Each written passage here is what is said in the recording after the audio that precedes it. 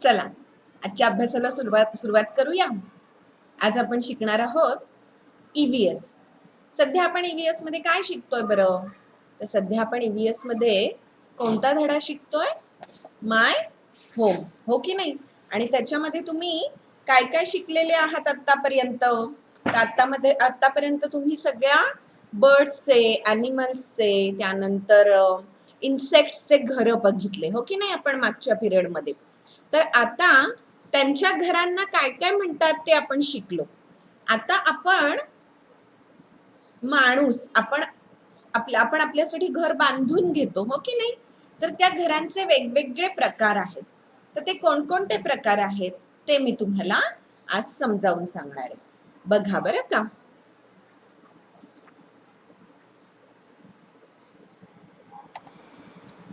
बघा, there are different types of and sizes of houses around us. आपल्या आजूबाजूला अनेक प्रकारचे घरं असतात आणि त्यांचा साईज पण वेगळा असतो, त्यात ते दिसायला पण वेगवेगळे असतात. A house protects us from heat, rain, cold and snow. आणि अजून एक काय सांगितलं होतं? Harmful animals. It also protects us from harmful animals. हे आपण मागच्या वेळेला शिकलो की नाही? त्यानंतर many years ago people did not live in house, हो की नाही? They use to live in caves. When there were floods, people went to live on mountain tops to seek shelter. स्वतःचं संरक्षण करण्यासाठी लोक माउंटनवर जात होते जर जेव्हा फ्लड येत होता, म्हणजे पूर येत होता तेव्हा. पण त्यानंतर then people started living in huts on the ground. बघा आता हे काय आहे? हे सगळ्यात पहिल्यांदा मी तुम्हाला काही घरांचे चित्र दाखवते आणि त्याला काय म्हणतात हे पण सांगतेय. बघा, a house is a place where we arrange furniture and other articles like TV, radio, telephone that belongs to us for our comfort. आपण आपल्या कम्फर्टसाठी घरामध्ये वेगवेगळ्या वस्तू घेतो, हो की नाही? आणि त्याचा आनंदही घेतो. बघा, we build different kinds of houses. आपल्याला डिफरंट काइंड्स ऑफ हाऊसेस म्हणजे वेगवेगळे टाइप्स बघायचे आहेत, कोणकोणत्या प्रकारचं घर असतं. तर बघा, हे पहिलं घर आहे. बघा, हे दिसतंय का तुम्हाला? हे आहे बघा टेंट, TENT. दोन प्रकारचे टेंट मी इथं तुम्हाला दाखवले. A tent is a temporary house. Temporary म्हणजे काय? हे घर तात्पुरतं असतं. ते पटकन बांधताही येतं आणि पटकन काढताही येतं. A tent is a temporary shelter made of thick cloth supported by poles and ropes. बघा, इकडे पोल्स आणि रोप्स दिसत आहेत का तुम्हाला? बघा, दोरीने बांधलेलं घर आहे आणि पोल पण दिसत आहेत, खांब पण दिसत आहेत. Tents are used for temporary living specially during camps. जेव्हा तुम्हाला जंगलामध्ये जायचंय किंवा कॅम्पसाठी जायचंय तर तिकडे तुम्हाला असे टेंट तयार करता येतात आणि ते तात्पुरतं घर असतं. A tent is a temporary shelter. आलं लक्षात? त्यानंतर आहे हट. बघा, हे काय आहे? ही हट आहे. बघा, हट दिसतंय का? हट म्हणजे आता हट कसं ओळखायचं? बघा, huts are made of mud, grass and bamboo. The walls of the huts are made of mud and the roof is detached with grass. हे बघा, इथं वरती ग्रास दिसतंय की नाही? हे आहे ग्रास. हे बघा, हे सगळं काय आहे? ग्रास आहे आणि हे मातीपासून बनलेली असते. हट म्हणजे झोपडी. आलं लक्षात? HUT, हट. तर हे आहे हट. त्यानंतर आपण बघतो आहोत चाळ. बघा हा, आता मग चाळ म्हणजे काय? चाळ तुम्हाला इथे कुठे बघायला नाही मिळणार, कारण चाळ ही इथे नाही. इकडे सध्या आपण चाळ आपल्याला माहिती नाहीये, पण तुम्हाला मी दाखवते. हे बघा, ही आहे चाळ. बघा दिसतीये का, खूप सारी घरं असतात त्या चाळीमध्ये. बघा दिसतंय, अगदी जवळ जवळ आणि खूप घरं असतात. बघा, a chawl is a building having a number of tenements on each floor. एका फ्लोअरवर खूप घरं असतात. Each tenement has one room and a bathroom which is occupied by one family. फक्त एकच खोली असते त्या घरामध्ये आणि एकच बाथरूम असतं. There is a common toilet outside. The rent is very less and people living here are mostly from the lower middle class. याचं ना घराचं भाडं खूप कमी असतं. मुंबईत किंवा मोठ्या शहरांमध्ये हे चाळ खूप असतात. या चाळीमध्ये खूप मोठं घर नसतं, छोटंसंच घर असतं. आलं लक्षात? त्यानंतर आपण बघणार आहोत बिल्डिंग.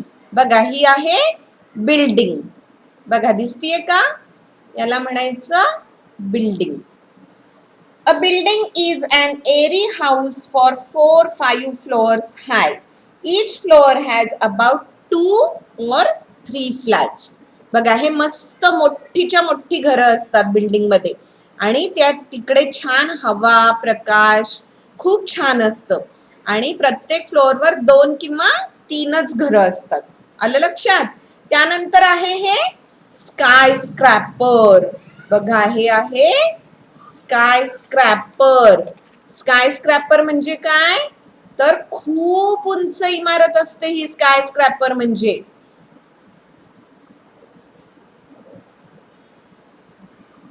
आकाशा एवढी, आकाशाच्या जवळ जाणारी बिल्डिंग, म्हणून त्याला म्हणतात स्काय स्क्रॅपर. आलं लक्षात? तर याला म्हणायचं, बघा केवढी उंच बिल्डिंग आहे बघा. तर a skyscraper is a very tall building having about 20 or more floors. Here lifts carry people up and down. पायऱ्या तर चढूच शकत नाही आपण या स्कायस्क्रॅपरच्या. इतक्या पायऱ्या असतात आणि खूप मजले असतात. 30, 40, 50 एवढे मजले असतात त्याला आणि ते मजले आपण पायांनी चढू नाही शकत, आपण दमून जाऊ घरी जाईपर्यंत. म्हणून तिकडे कंपल्सरी लिफ्ट असते. These buildings are used for residential purposes as well as for offices. तिकडे त्याच्यामध्ये ऑफिसेस पण असतात आणि लोक राहत सुद्धा असतात. तर हे आहे स्काय स्क्रॅपर. आणि त्याच्यानंतर आहे बंगलो म्हणजेच बंगला. बघा केवढा मोठा स्पेशियस आहे. हा आहे बंगला. Bungalow. A bungalow is an independent house in which only one family lives. खूप मोठंच्या मोठं घर असतं आणि त्याच्यामध्ये सगळं इंडिपेंडंट असतं आणि फक्त एकच फॅमिली त्या घरामध्ये राहत असते. आलं लक्षात? तर हे झाले सगळे जमिनीवरचे घर, हो की नाही? हट, टेंट, हट, चाळ, बिल्डिंग, स्कायस्क्रॅपर, बंगलो हे सगळे जमिनीवर बांधणारे घर आहेत. आता मी तुम्हाला पाण्यातल्या घर दाखवते. बघा बरं, आता हे पाण्यातलं घर. पाण्यातल्या घराला काय म्हणतात? पाण्यातल्या घराला म्हणतात हाऊस बोट. काय म्हणतात? हाऊस बोट. तर हे बघा, हे पाण्यावर आहे आणि बघा हे छान घर आहे, पाण्यात तरंगणारं घर आहे ते. त्याला काय म्हणतात? हाऊस बोट असं म्हणतात. आलं लक्षात? बोटीवरचं हाऊस म्हणून हाऊस बोट असं म्हणतात.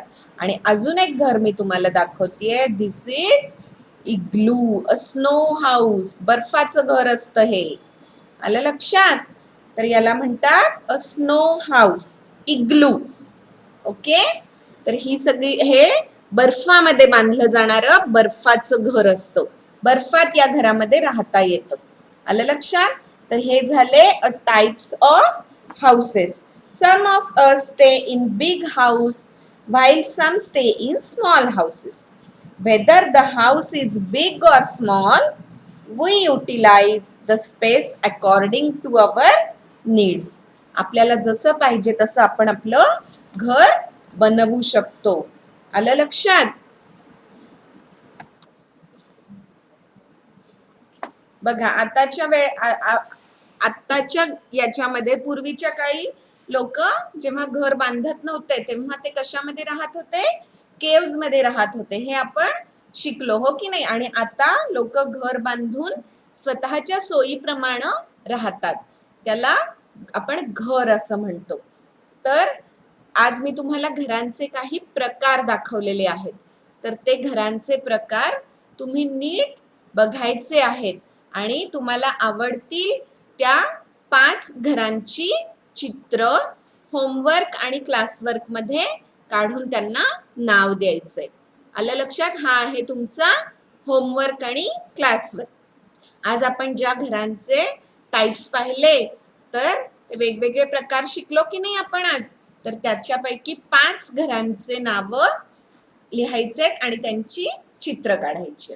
ओके, चला समजलं का आज आपण काय शिकलो? आज आपण टाइप्स ऑफ हाऊस शिकलो. आलं लक्षात? तर चला लागा बरं अभ्यासाला आणि एकदा धडा नीट वाचून पण घ्या बरं का. चला बाय बाय.